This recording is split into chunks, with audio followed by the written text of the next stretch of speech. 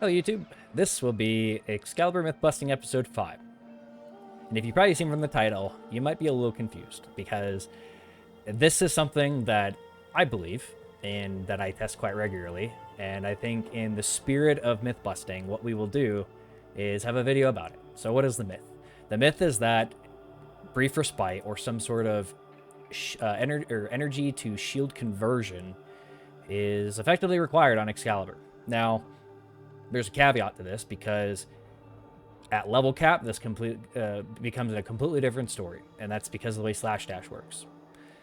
But let's just talk about from a steel path, sort of normal-ish style gameplay that most people are going to be spending the majority of their time doing, including me.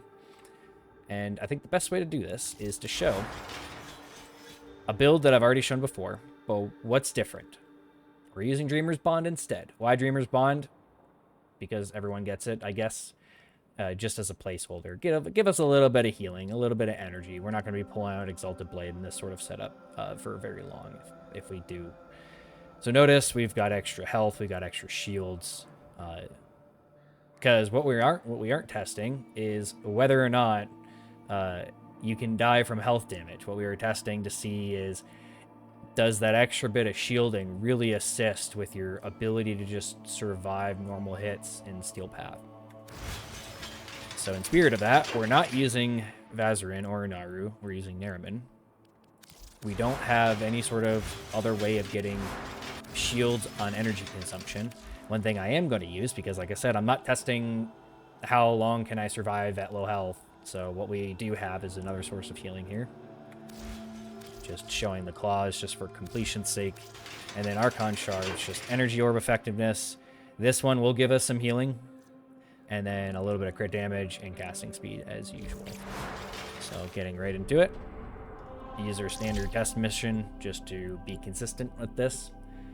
And what I will try to do is not talk too much so I can focus and try not to die. These foes deserve your part of this respect. is obviously the skill. This is a common comment that I give about some of the survivability mechanics that I do use myself, that they do have a pretty decent skill ceiling to them, and I'm not going to disagree with that, because it's hard for me to isolate that with how long I've played Excalibur and how long I've played Excalibur in this particular way.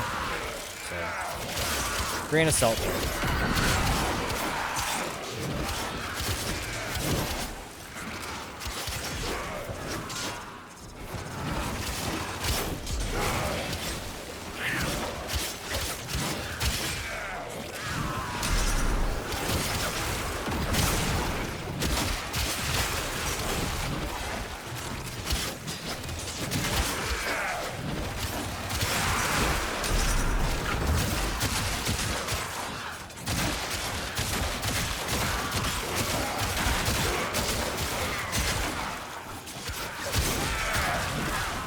So one thing to keep in mind here, when I slash dash and I'm doing a long chain, I generate a little bit of shield.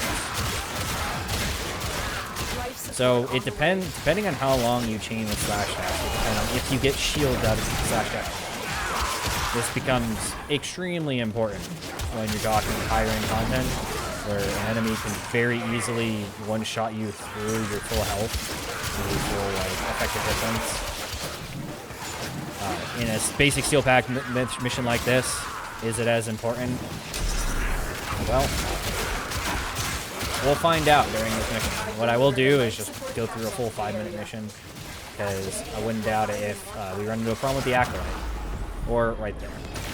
Just sort of standard gameplay. That wasn't me zoned down or anything, not paying attention. It's just through standard gameplay. And notice that probably before I got down there, I did cast an ability of some sort, and I would have had some sort of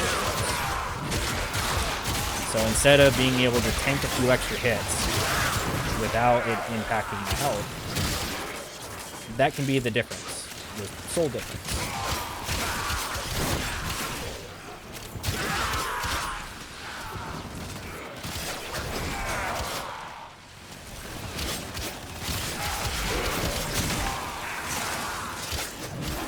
So notice here, my health, I've been taking a lot of health damage. I don't really have, in this way, a reliable way to get that healing back. I'm relying on energy orbs, a little bit of passive healing, and then like the bot actually not being lazy, I guess.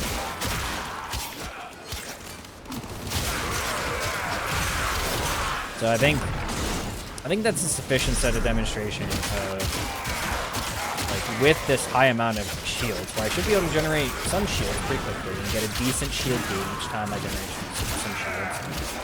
That there's a limitation with just being able to take normal hits from normal steel cap enemies. Like right here, I would have gotten some shields right there. That's probably the best example.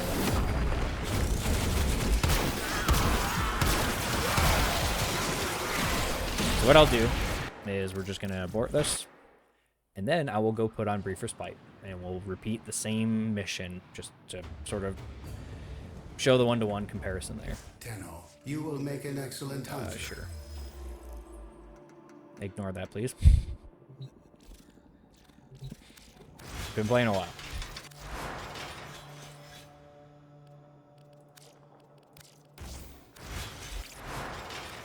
So I put on Brief Respite. It's the only thing I've changed about this build.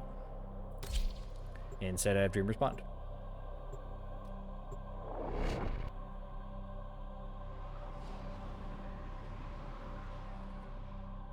I think this is a good example of F around and find out. Give them all warriors down. Life support has been cut off. They're trying to choke you out. Hold on. I'm sending auxiliary life support. What I'm doing here, well, you can see my habits don't die alone. So here's a good example. Looking at my health, I was pretty low in health right there, but I was able to cast and use some energy in order to compensate for that. Because one of the habits that I've gotten that is, I guess if you've seen a lot of my gameplay, that's almost required, is if you are using Brief Respite as your main source of healing, or main source of defensiveness, you should be casting abilities quite often. Even if that comes down to just casting a slash dash and then breaking it with a melee. It is, those little bit of shields go a long way to preventing you from taking a lot of health. In a similar vein to this, if you are running triple Umbral mods, because I'm running basically 2 defensive mods and Umbral Intensify, if you had triple Umbral polarities on instead of running shields and health, you could easily just run triple Umbral and you get even a more effective form of this. Because yeah, in this scenario, I do get up, my shields do start regenerating and get up to a higher value, but that difference in shield gate, you don't really get that often, unless you're running like a Sentinel with Guardian. So what I'll do is, we'll complete this one, at least, or until we get down to 2 times, for consistency's sake. So that was probably an example where the shields that I got from casting Radio Javelin was sufficient to keep me from taking health damage when I otherwise would.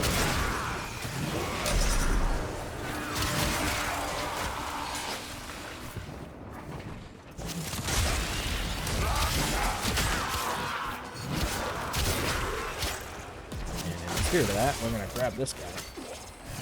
Because I totally need him. I think.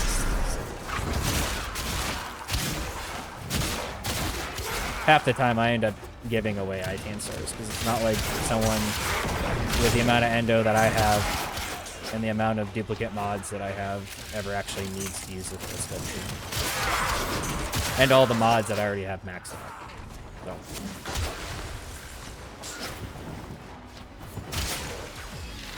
Life support on the way. Dual Liquor doing its thing, even though we don't have Nourish or Roar. Things that actually buff it as a subsume, since Wrathful Advance, as you can tell, doesn't buff the But just keep in mind just how dramatically different this is. Just looking at my shields and health, I'm pretty consistently at full health, quite regularly getting full shields in comparison to what I was experiencing before. There was a period where I was getting down pretty often, so we'll get to the end of the mission and then we'll give a conclusion. Make a verdict.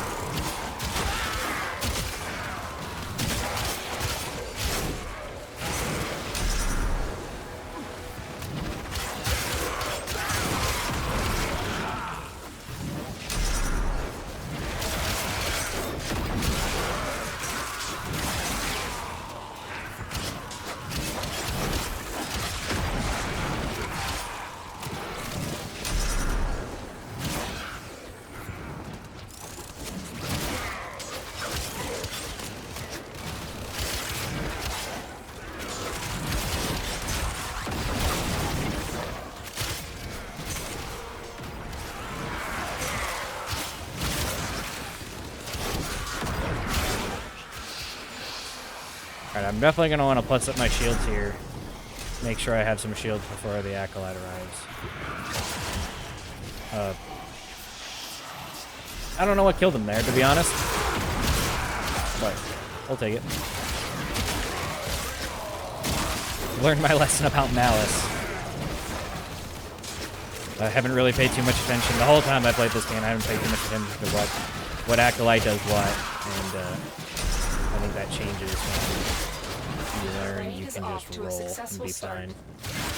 So notice there I got a little bit low. That would have probably been a very easy scenario where I would have gotten down without having that extra ability to generate shields.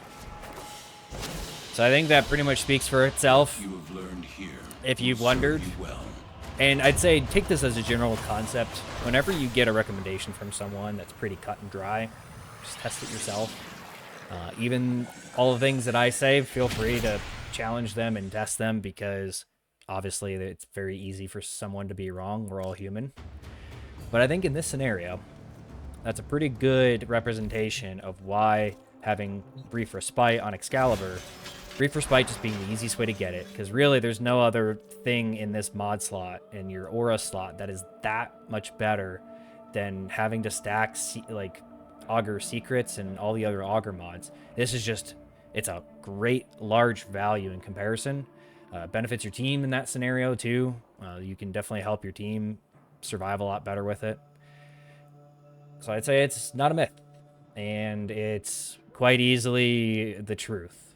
That Brief Respite, or at least some form of energy to shield conversion, is arbitrarily required for Steel Path content. Obviously, the severity of that goes up quite extensively when you get to higher end levels, when you're getting to like level 400 plus, and you kind of need to be able to, you can't be health tanking all the time. Even in this video where I was health tanking or taking some sort of health damage quite often, that's not going to fly. And that's where one of my recommendations in this scenario is also to run Vazarin as sort of a backup. Or Unaru, since that also has immunity. Is it necessary in base Steel Path? I just showed you, probably not. But do what works for you. If that involves being more conservative when it comes to your defensiveness or less, find that nice, happy line of what makes you happy and what feels good. And thanks for watching.